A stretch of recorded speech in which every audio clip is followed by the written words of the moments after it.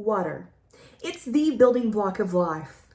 It covers around 70% of the Earth's surface, and our own bodies are made up of around 60% water. It provides nourishment and home to all living things on the planet, and it is also an amazing solvent. It can break down and combine with a myriad of substances, but not all substances. How does this work? Well, first we need to get down to the very basics of water.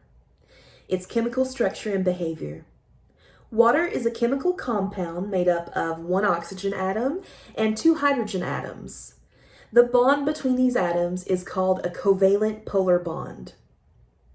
What this means is that these atoms share and hold on to their electrons. Think two puppies playing tug of war with a chew toy.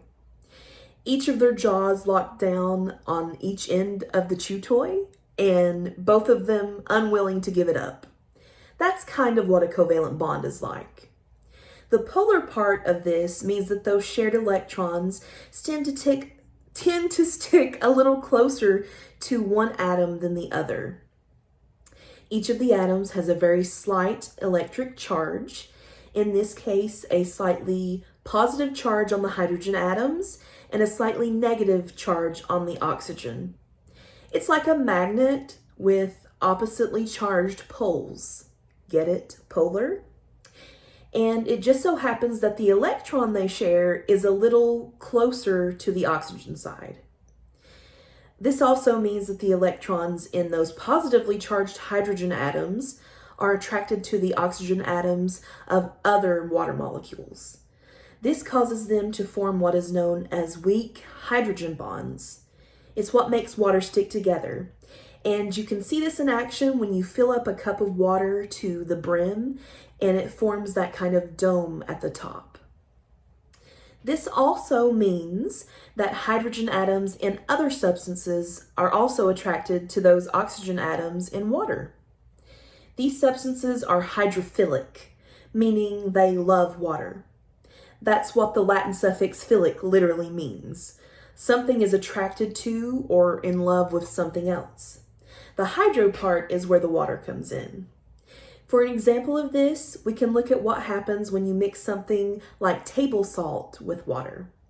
The salt is made up of sodium and chlorine atoms that form an ionic polar bond. Again, polar meaning that they have opposite charges, and ionic meaning that they are attracted to one another because of this polar charge, but they do not share an electron like water does. Once they hit the water, they are essentially pulled apart and separated. The sodium, which has a positive charge, is attracted to the negatively charged oxygen in the water. And the negatively charged chlorine is attracted to the positively charged hydrogen. They get surrounded by these molecules and are separated and dispersed into the water. Thus, they dissolve.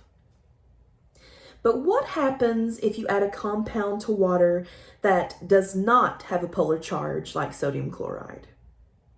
Hydrophobic substances do not mix with water.